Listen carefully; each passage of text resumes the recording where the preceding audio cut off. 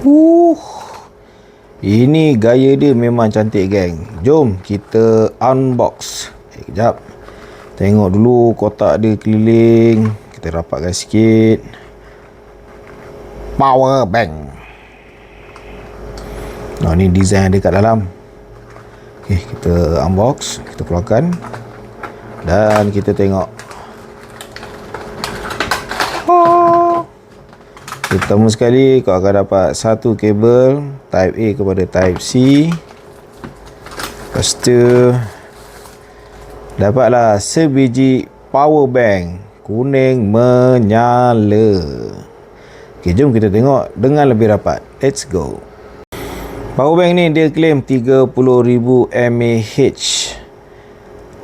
Yang ini pula dekat sebelah sini fast charging 66 watt, ada button untuk on off.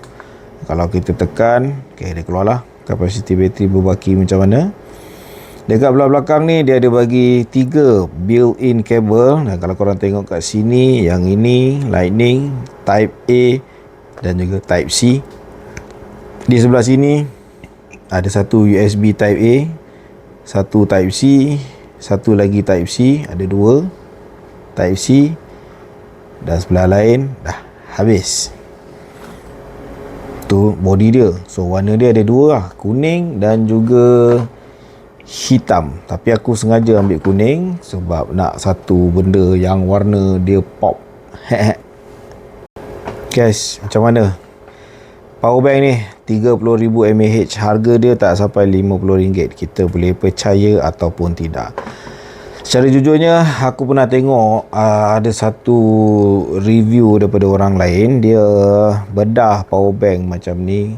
Sorry guys, disappointing bila kita dapat tahu yang power bank tersebut adalah satu penipuan semata-mata. Tak sampai 30,000 mAh. Agak menyedihkan bila zaman sekarang ni banyak pengguna kan dah beli lah. Aku pun pernah jual benda ni sebelum ni. Aku ingatkan betul, rupanya aku pun tertipu korang secara tak sengaja. Sangat-sangat menyesal lah. Tapi kita bukannya dengan sengaja buat kesalahan tu. So aku harap kalau ada pembeli aku yang sebelum ni dapatlah maafkan aku.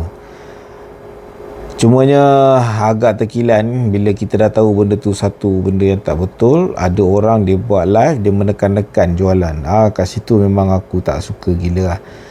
Tapi itulah bisnes masing-masing, cara masing-masing, mungkin niat masing-masing. Dan mungkin mereka yang buat tu tak tahu apa yang diorang buat tu sebenarnya menjual satu barang yang mengelirukan pengguna. Harap-harap sama-samalah kita bertaubat kan. But overall, untuk power bank ni, warna dia memang unik, memang cantik melekat. Design dia agak futuristik daripada dalam gambar. Dalam gambar macam ni memang nampak cantik gila. Tapi bila dapat ke depan-depan, alah, biasa je. Dia main warna-warna je. Syuk betul, tertipu aku. Okay, itu je reviewnya. Yang ini 30,000 mAh ni aku pun tak tahulah betul ke tak. Sebab sebelum ni dah confirm tipu. Dan aku assume yang ini tak berapa nak betul lah. Mungkin siapa yang ada pengalaman, pengetahuan, jangan lupa letakkan di ruangan komen. Ciao.